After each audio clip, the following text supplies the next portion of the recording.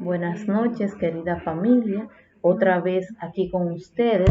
Yo feliz de estar con ustedes nuevamente, dando lo mejor de mí para que ustedes aprendan de mí y yo de ustedes. Aquí tenemos lo que trabajamos en el día de hoy. La intención pedagógica que yo tengo es identifica las características, función y estructura de la noticia. Y otra es profundiza sobre los conectores de orden y los conectores temporales. Ahora le voy a trabajar un breve concepto sobre lo que es la noticia. La noticia es un relato oral o escrito sobre un hecho actual y de interés público, difundido a través de los diversos medios de comunicación social, ya sea la prensa, el radio, la televisión, el internet, entre otros. Las partes de una noticia o artículo periodístico de un periódico se componen principalmente de tres partes. Esas tres partes son el título, el copete y el cuerpo de la noticia.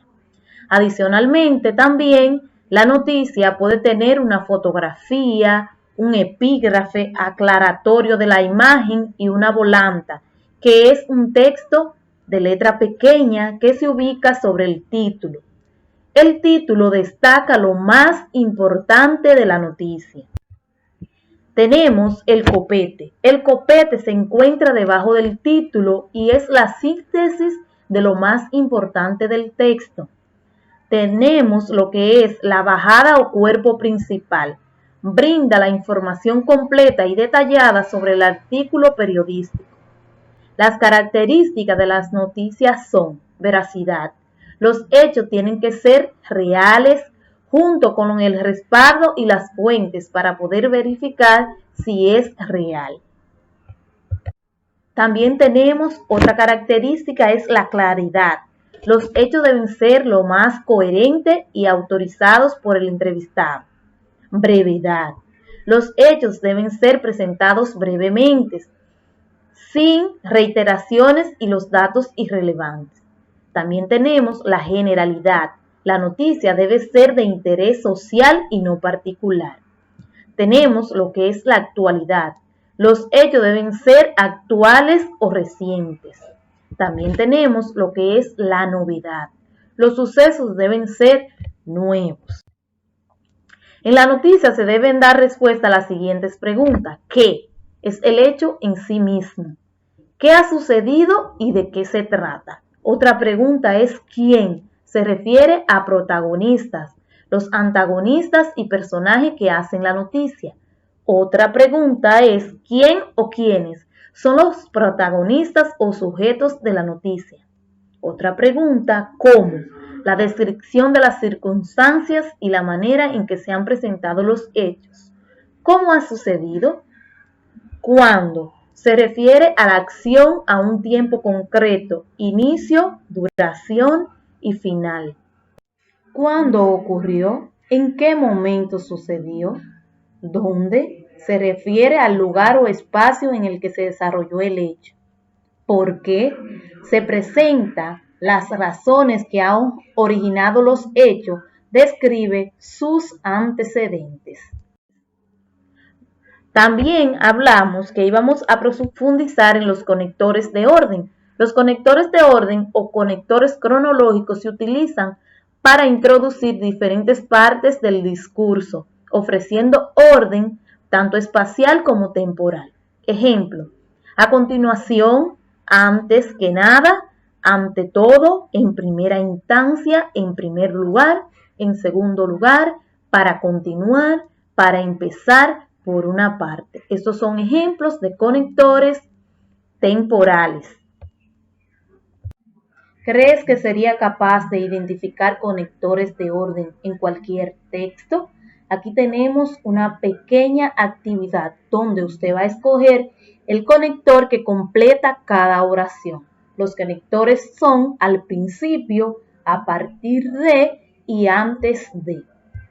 Los conectores de orden temporal, los cuales permiten unir distintas partes del texto relacionadas con el espacio del tiempo. Pueden ser de tres tipos.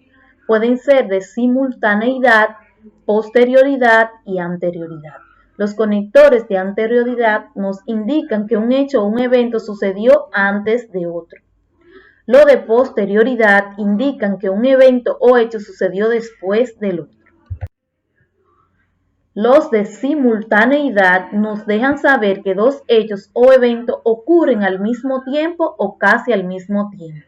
Ejemplo de anterioridad. Tenemos antes, al principio, en primer lugar. De posterioridad, más tarde, luego, después y finalmente. De simultaneidad, al mismo tiempo, mientras tanto tiempo y a la vez.